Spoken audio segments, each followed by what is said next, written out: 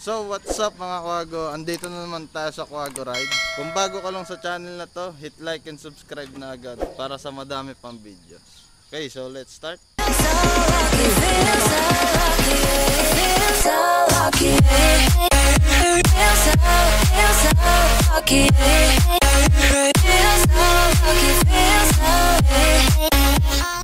So nandito na kami sa malapit sa Tagaytay. Kasama ko sila Domar at Marvin. What's up? Yo! May mga kasama ko. Nagpapalit na ako ng visor kasi umiinit na.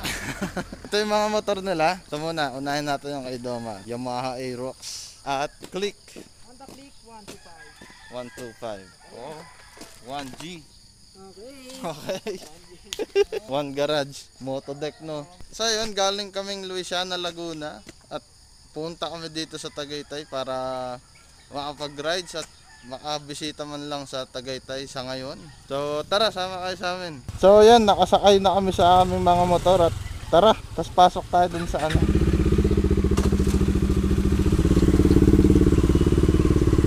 Grabe pala dito, sa daan pa lang papuntang Tagaytay, ang lamig na.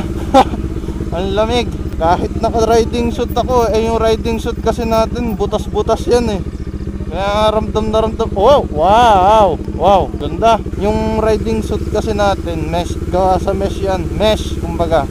Napasok pa rin yung hangin dito sa gantong suit. Kaya ramdam na ramdam ko yung lamig ngayon dito sa papuntang Tagaytay. Yee! Oy! Go to Batangas. Nakapunta na pala ako dito dati nung nag-seminar ako sa Motherfuckers. Ay hindi naman ako nakamotor nun, kaya ngayon balik ako dito, nakamotor na ako ngayon. Ay, lumagpas tayo dun sa pakyat. Oo. Dapat ano kami, 10 talaga dapat kami, kaso nag-cancel yung iba. Hindi ko alam kung bakit. Yung iba natakot kasi may checkpoint daw. Ewan ko. Yung iba naman dahil sa trabaho. Yung iba naman dahil maulan daw. See, hindi naman maulan, maganda ang panahon. So bawi na lang tayo next time, hane. Ako nan, motherfuckers. Ako nan. Puta, naligaw na naman kami. Gravity, motherfuckers. My god, you're getting into my nerves. Wow. Iniwan ako ng kasama ko. Yan, vlog pa more. Yan, kapa-vlog mo, iniiwan ka na, tagal mo kasi. Ang ganda ng daan dito, sa totoo lang. Hindi dahil yung kalsada, ang lamig, ang lamig, ang lamig, ang lamig, ang lamig. Aray ko! Woo! Yan, ayaw mag-visor. Hindi, pag kasi nag-visor ako, hindi nyo maririnig eh. Wala naman tong mic sa loob. Wow! Woo! Wow! Oy, puta! Ganda! Ang ganda! Ganda! Na-inlove ako!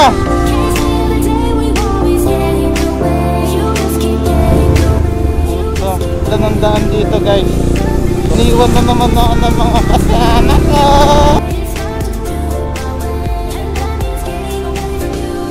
Yun.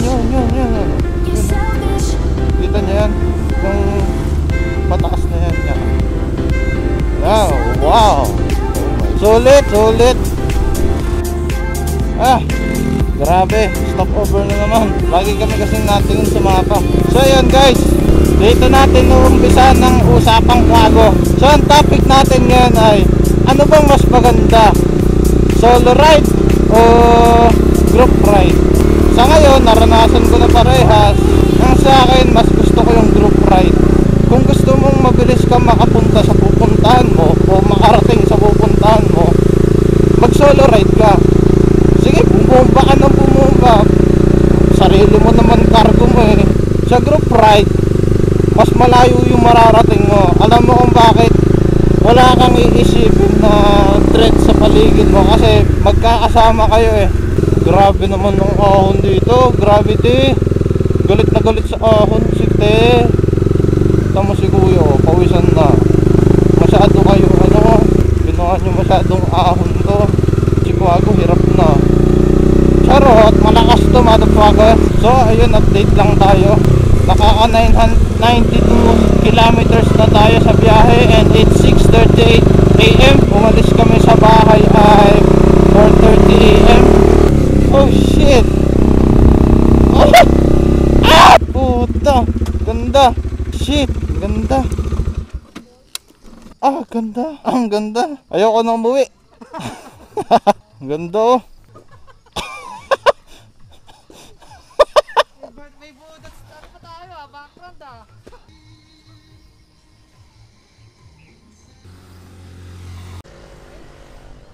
So yun guys, nag-stop over muna kami dito saglit para makita ang tanawin na ere. Pakaganda eh, gravity. So paalis na ulit kami, tara. So yun guys, nag-stop over ulit kami at nakita namin tong daan na to papuntang Tagaytay na ewan, basta road siya. Ito yung itsura nung madadaanan nyo. Makikita nyo Laeuna de Taal. Tapos ganito ang itsura nung ano niya. Ewan ko, basta maganda ang view pa. Kita mo yun oh, yung bundok na maliit. Yan, basta yun na yun. Yan, maganda magpicture. Dami nagpipicture. Tapos na, tara.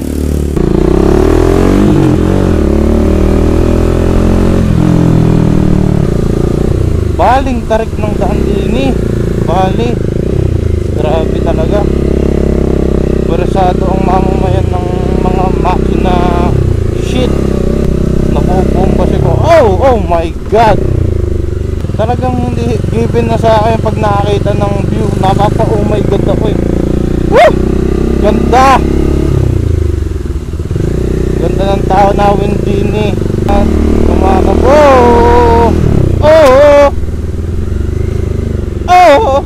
Patay ka dito kung pag namatayan ka ng makina.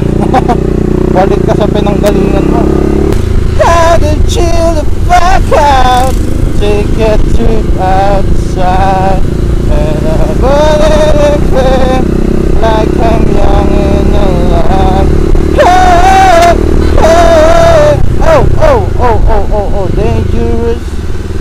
Masyadong dangerous. Ang galawan na ganun. Daming tumitingin sa akin parang may mali parang galit kayo may galit pa kasi sa akin.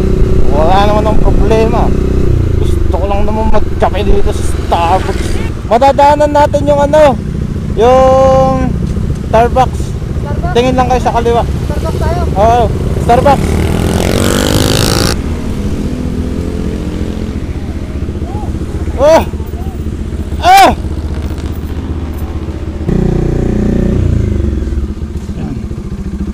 Yun o, doon ako wala, may harang. May harang na. Ay, wala pala.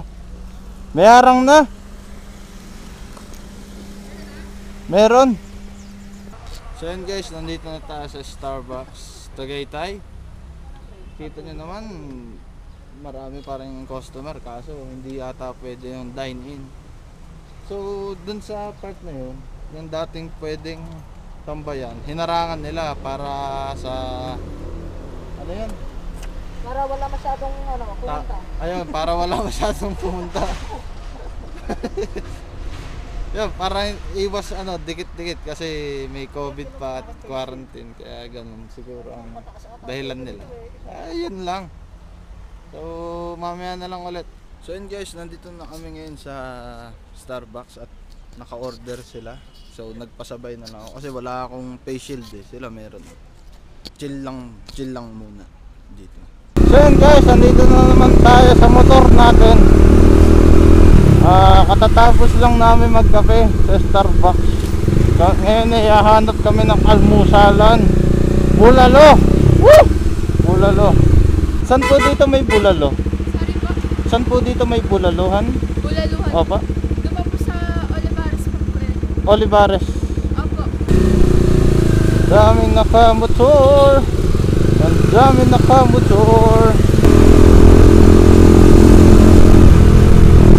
Yan. So nandito na kami sa natagpuan lang namin to. Init. So yan. Dito muna kami kakain. Saglit lang.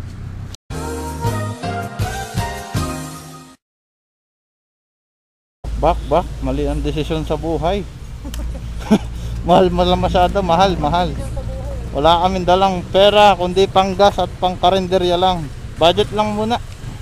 Sorry po mga kuya, pero dala lang namin ng ATM at wallets namin dyan na kami. Kahit 10 bulalo pa, kaso wala.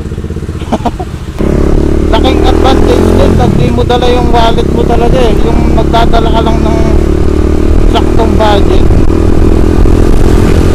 hindi ka mapapagastos na malaki. Oh, alright, another tip from Quago motherfuckers. Yan baga, yan. Ha? Ay, kala ko dito na, pero para mas maganda sa kabila. Yan, dami na kamotor oh. Dito yun, gara talaga ng ADB. Tapos kami ng ADB. So yan guys, i-review natin tong Honda ADB 1. Ay, charot. Ganda oh. Pag talaga mabuhangin ng motor galing sa bakbakan. Oh. Yung iba mga papogi. Game. Dito na siguro nahanap na namin ng kakainan na Bulalo Point. Turo. Parang ang ganda dito.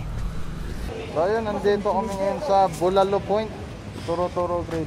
Dito kami kakain ng agahan tanghalian. Maganda ng view dun eh. Maganda ng view. Hindi kita tela. Ayun, hindi parang kita kahit focus.